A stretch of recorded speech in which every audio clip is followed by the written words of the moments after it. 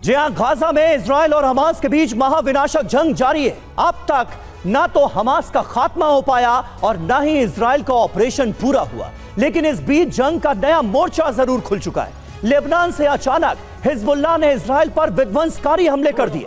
उधर यमन से हूती ने भी मोर्चा संभाल लिया, यानी तीन तरफ से इजराइल घिरता नजर आ रहा है, उस पर हो रहे हैं अटैक। प्रतिमा, अब बारी इजराइल की है। इजराइल ने जो बदले का प्लान बनाया है उसकी आगे पूरे मिडिल ईस्ट को तो वो जलाएगा ही, साथ ही अरब वर्ल्ड भी उसकी आग में झुलसेगा। तो कुल मिलाकर हालात यहाँ पर इस पूरे इलाके में इस वक्त तनावपूर्ण है, भयावह है। खास मेहमानों का पैनल भी हमारे साथ बना हुआ है, उनका भी हम रुख करेंगे। लेकिन हिजबुल्लाह का बारूदी प्लान अब सामने आया है, जिसमें उसने एक बार फिर से इजराइल को दहलाया। अब इजराइल किस तरीके से पलटवार करेगा, बेहद महत्वपूर्ण होगा। इस बीच बड़ी खबर आपको बता देते हैं, नॉर्थ इजराइल में रॉकेट हमले जारी है, हिजबुल्लाह की तरफ से जारी है हमले। इस वक्त की बड़ी खबर बता दें आपको, कदीता में हमले की वजह से भीषण आग लगी है, कुछ लोगों के फंसे होने की आशंका है।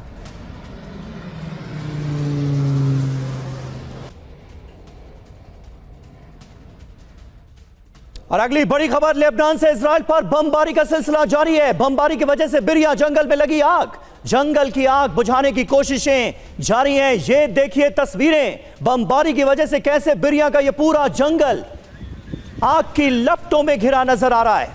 जबरदस्त बमबारी हुई है, लेबनान से इजराइल को बनाया गया है निशाना। इधर इजराइल के तफजत शहर पर भी रॉकेट हमले हुए हैं। आयरन डोम ने इंटरसेप्ट किया है कई रॉकेट्स को, डिफेंस सिस्टम ने कई रॉकेट्स को मार गिराया।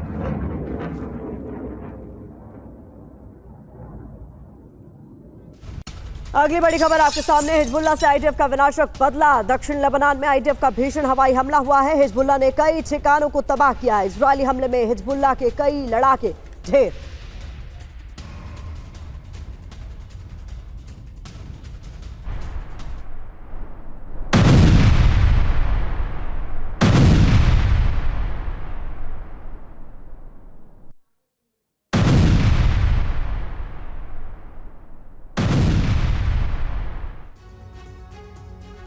तो देखिए, इजराइल पर हिजबुल्लाह का वज्रपात हुआ है।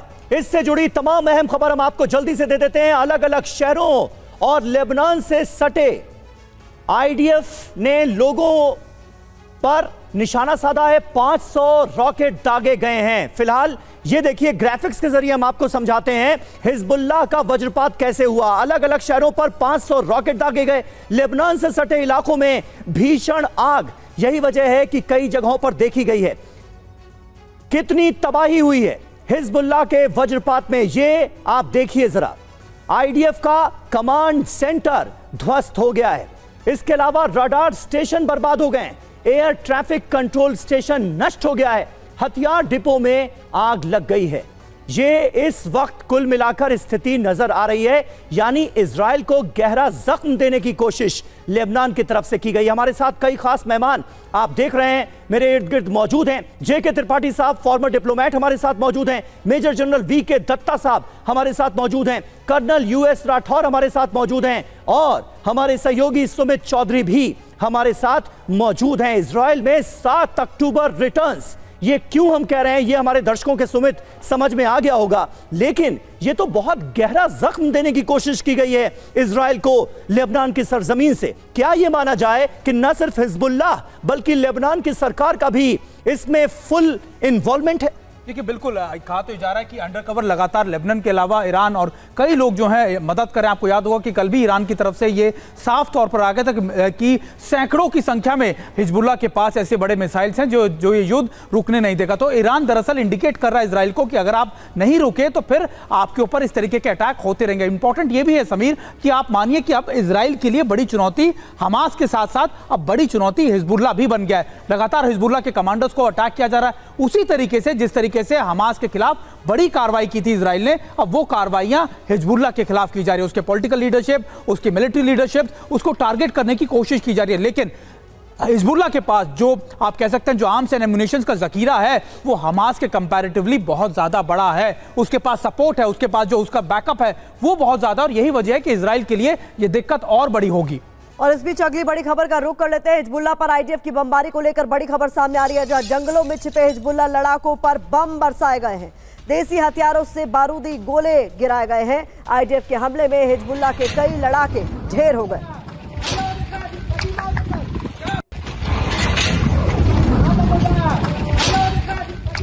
राठौर सर, ये तस्वीरें आप देख रहे हैं, किस तरीके से बड़ा प्रहार किया गया और वार पलटवार का सिलसिला जारी है। ये सिनेरियो आपको क्या लग रहा है, इसमें कोई राहत मिलती हुई नजर आ रही है या एस्केलेट होगा?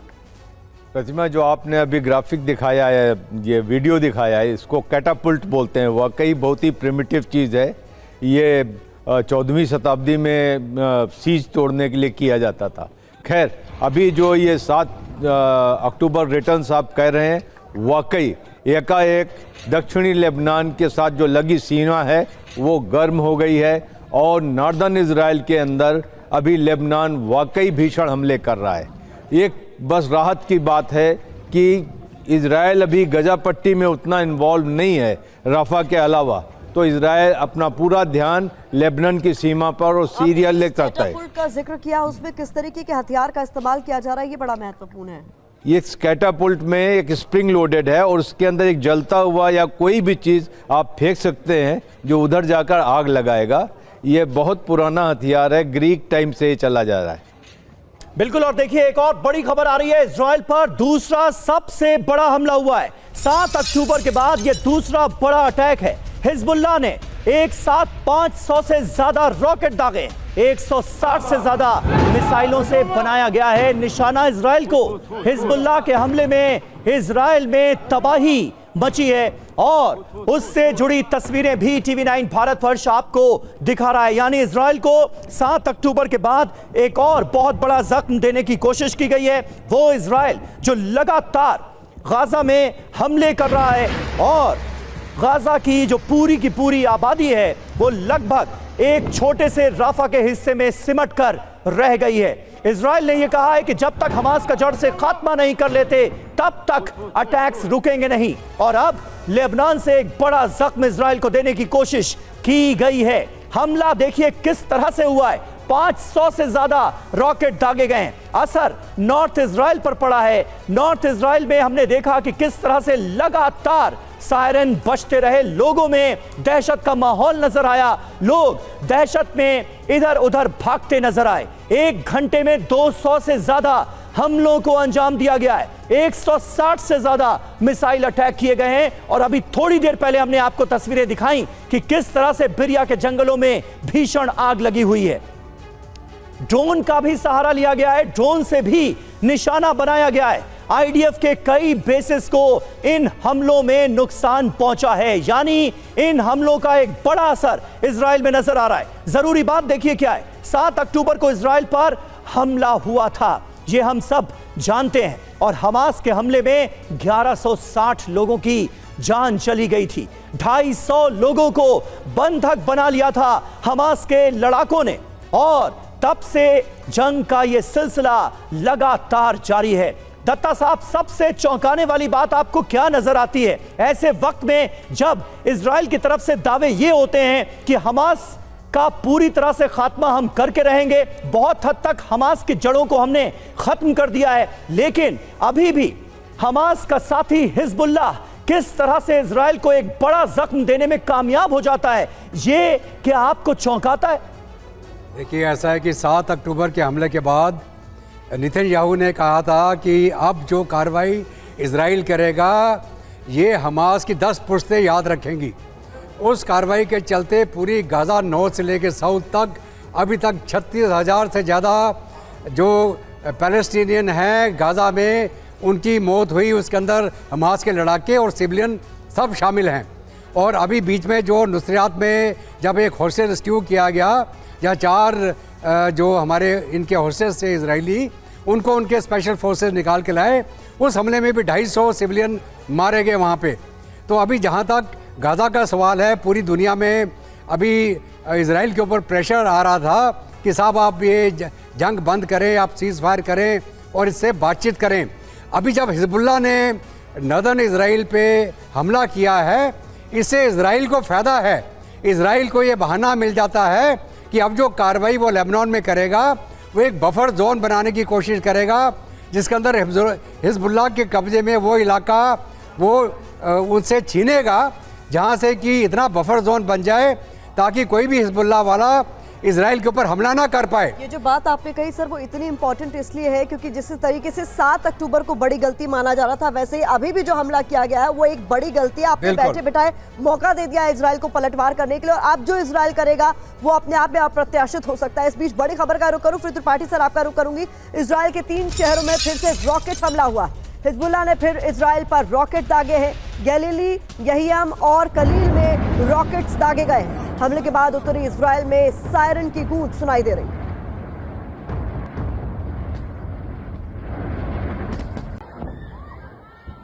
और देखिए 24 घंटे में हिजबुल्लाह से आईडीएफ ने लिया है बदला। हवाई हमले में हिजबुल्लाह का एक और कमांडर कर दिया गया है ढेर। आईडीएफ के हमले में मारा गया सामी तालेब। दक्षिण पूर्वी लेबनान कमांड सेंटर में यह छिपा हुआ था। इजराइल पर बड़े हमले की तैयारी में था सामी, लेकिन इसे एलिमिनेट कर दिया गया है। ताजा हमले में हिजबुल्लाह का यह कमांडर मारा गया है। 24 घंटे में ही हिजबुल्लाह से आईडीएफ ने यह बड़ा बदला लिया है। त्रिपाठी सर, यह सिलसिला कहां जाता हुआ नजर आ रहा है?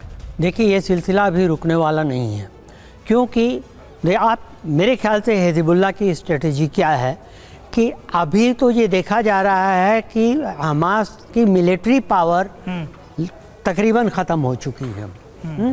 आइडियोलॉजी, ये बात दूसरी है, डिबेटेबल है कि आइडियोलॉजी है हमास, उसको आइडियोलॉजी की भी ज़रूरत पड़ेगी उसको काउंटर करने के लिए, लेकिन मिलिट्री पावर फ़िलहाल ख़त्म हो गई ऑलमोस्ट।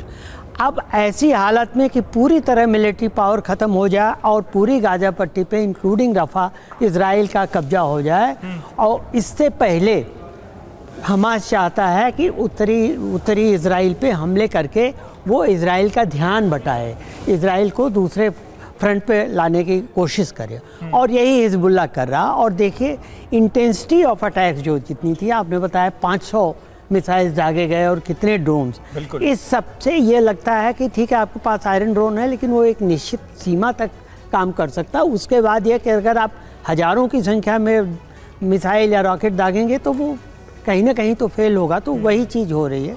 अब ये बात दूसरी है कि इजराइल को इससे फ़ायदा ये होगा कि उसको एक बहाना मिल जाएगा, लेकिन इसके साथ ही आप ये देखिए कि इससे होगा कि जितने दिन तक चलेगा तब तक ईरान में नई गवर्नमेंट आ जाएगी, और नई गवर्नमेंट जो है वो फिर एक नए सिरे से हिजबुल्लाह को या बचे खुचे हमास को या हुतीस को मदद किया है। इस वक्त की बड़ी खबर भी बताते चलें, पूरी रात हिजबुल्लाह के ठिकानों पर हमले हुए हैं। आईडीएफ के विमानों ने दक्षिण लेबनान में बम बरसाए हैं।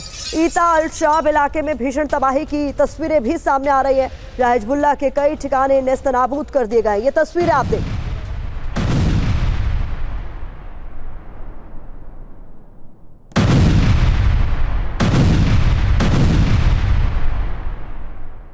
और देखिए थोड़ी देर पहले जो हमने आपको खबर दी सामी तालेब के मारे जाने की, सामी तालेब की मौत से बौखलाया है हिजबुल्लाह की इजराइल को विनाशक धमकी सामने आई।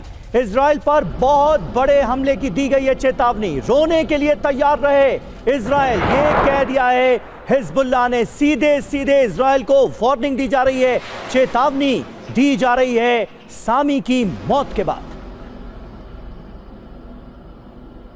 तो अरब में बारूदी चिंगारी महायुद्ध विध्वंसकारी, कुछ डिटेल्स आपके सामने रख दें किस तरीके से हिजबुल्लाह की ओर से धमकी दी गई है। रोने के लिए तैयार रहे इजराइल। 12 जून का हमला सिर्फ ट्रेलर था, ये बड़ी बात हिजबुल्लाह की ओर से कही गई। अब 5 सवाल ऐसे में क्या है, क्या हिजबुल्लाह और बड़े हमले की तैयारी में है, इसी ओर ये इशारा है। और दूसरा बड़ा सवाल, क्या 7 अक्टूबर जैसा हमला एक बार फिर से किया जाएगा? अगला सवाल, क्या इजरायली लोगों को निशाने पर लेगा?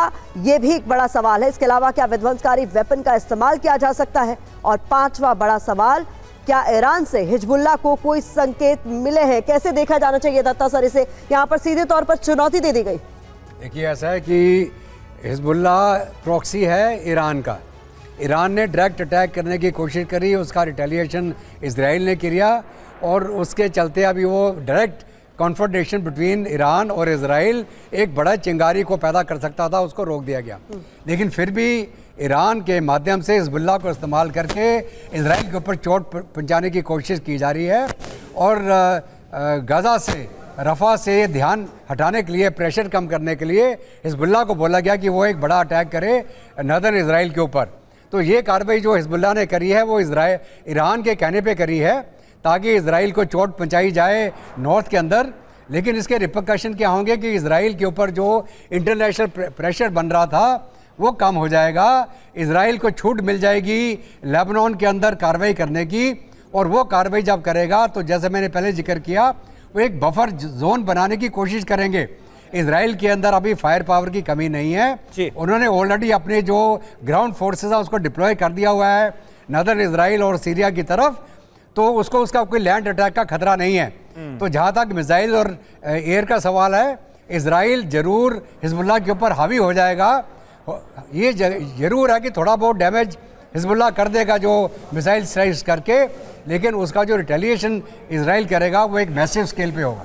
ईरान को जो बीते दिनों कई जख्म दिए गए हैं, मुमकिन है कि ये उसका भी बदला हो, क्योंकि हिजबुल्लाह है तो ईरान का ही प्रॉक्सी। देखिए बिल्कुल हिजबुल्लाह ईरान का प्रॉक्सी, और आप ये भी देखिए कि अभी जब ये लगातार अटैक किए जा रहे हैं तो ईरान की तरफ से आया कि देखिए ऐसा नहीं है कि हिजबुल्लाह की ताकत खत्म हो गई है। ईरान ने स्पेसिफिक तौर पर कहा कि मिलियन से ज्यादा उनके पास मिसाइल्स और उनके पास रॉकेट्स हैं। और इंपॉर्टेंट ये भी है कि अगर आप देखें कि हिजबुल्लाह के 7 अक्टूबर के बाद से अब तक इजराइल ने करीबन 350 से ज्यादा फाइटर्स, उसके कमांडर्स को मार गिराया, और ये बड़ा कंसर्न है हिजबुल्लाह के लिए भी। इसीलिए अब हिजबुल्लाह के अटैक और ज्यादा बढ़ेंगे। लेकिन सबसे बड़ा कंसर्न अमेरिका के लिए, अमेरिका लगातार ये बात इजराइल को समझाने की कोशिश कर रहा है कि आप अभी भी हमास के साथ उलझे हुए हैं, आप हिजबुल्लाह के साथ उसके इलाकों में ना उलझे। लेकिन इजराइल को दोनों ही फ्रंट पर अपने आप को लड़ने के लिए तैयार कर रहा है इजराइल, और इजराइल के लिए दिक्कत यही है कि इस दोनों फ्रंट के ऊपर वो लड़ाई को आगे कैसे कंटिन्यू कर पाएगा। और इस बीच देखिए ईरानी मिलिशिया को लेकर इस वक्त की जो बड़ी खबर आ रही है, हम जल्दी से उसका रुख कर लेते हैं। बड़ी खबर आपके सामने रखने जा रहे हैं। ईरानी मिलिशिया ग्रुप की ड्रिल के जरिए धमकी, हूती और मिलिशिया ने साथ में किया युद्धाभ्यास। हिजबुल्लाह के हमलों के बीच ये बारूदी ड्रिल की तस्वीरें सामने आई हैं। एक साथ कई मिसाइल दागने का ये वीडियो आपके सामने। ये तस्वीरें आप देखिए किस तरीके से यहाँ पर युद्धाभ्यास किया जा रहा है, और एक बड़ा मैसेजिंग यहाँ पर साफ तौर पर नजर आ रहा है। ईरानी मिलिशिया ग्रुप की ड्रिल के जरिए ये सीधे तौर पर बड़ी धमकी के तौर पर इसे देखा जा रहा है। हूती और मिलिशिया ने साथ मिलकर ये युद्धाभ्यास किया है, जिसमें आप देख सकते हैं किस तरीके से एक साथ कई मिसाइल्स दागने का ये वीडियो भी जारी किया गया।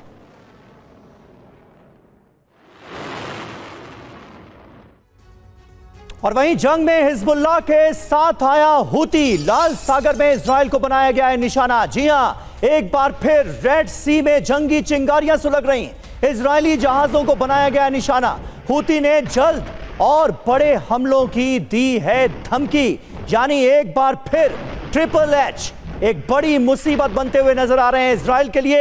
हमास से जंग लगातार जारी है।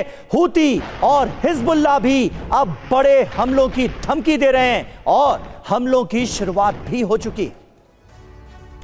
तो हूती प्लस हिजबुल्लाह महाविनाश की कैसे आहट लाते हुए नजर आ रहे हैं इस पूरे के पूरे रीजन में, वो जरा आपको बताते हैं। सबसे पहले हूती क्या कर रहा है? जंग में हिजबुल्लाह का साथ दे रहा है, कंधे से कंधा मिलाकर चलता नजर आ रहा है। लाल सागर में इजराइल के जहाजों पर हमला किया जा रहा है हूती विद्रोहियों की तरफ से।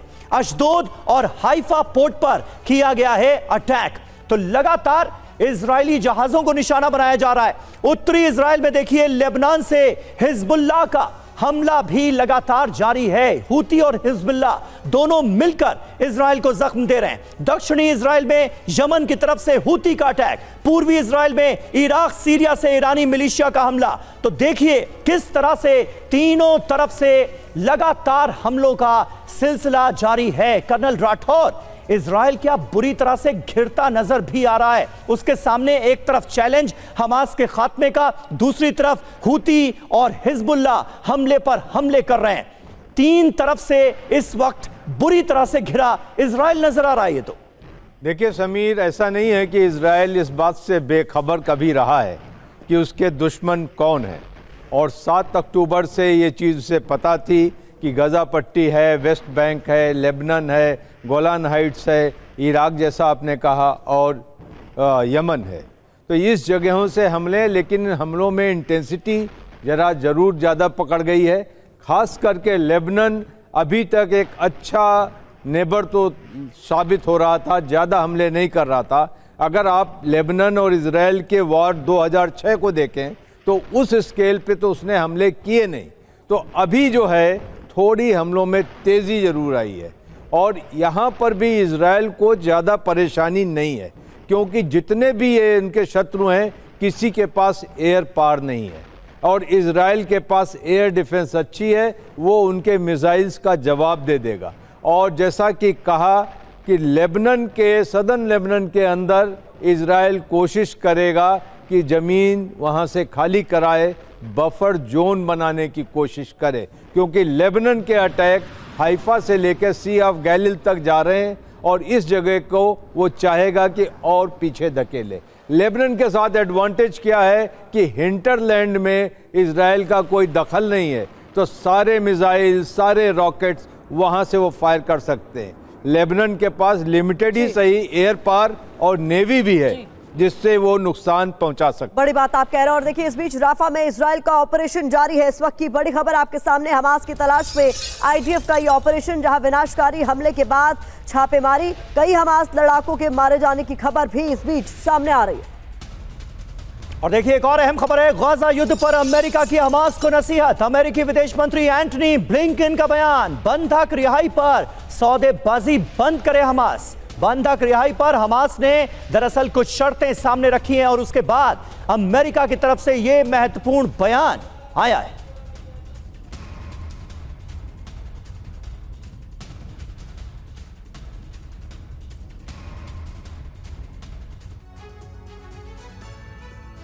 तो देखिए, युद्ध विराम की बात, आगे क्या महाविनाश है, ये अपने आप में एक बड़ा सवाल। युद्ध विराम प्रस्ताव में बदलाव चाहता है हमास। एंटनी ने कहा सौदेबाजी बंद करे हमास, यानी हमास को एक कड़ा संदेश दिया गया है। अमेरिकी प्रस्ताव, 3 चरणों में युद्ध विराम को अंजाम दिया जाना चाहिए। हमास की मांग क्या है? गाजा से आईडीएफ पूरी तरह से बाहर निकले, गाजा छोड़े आईडीएफ, ये हमास की मांग है।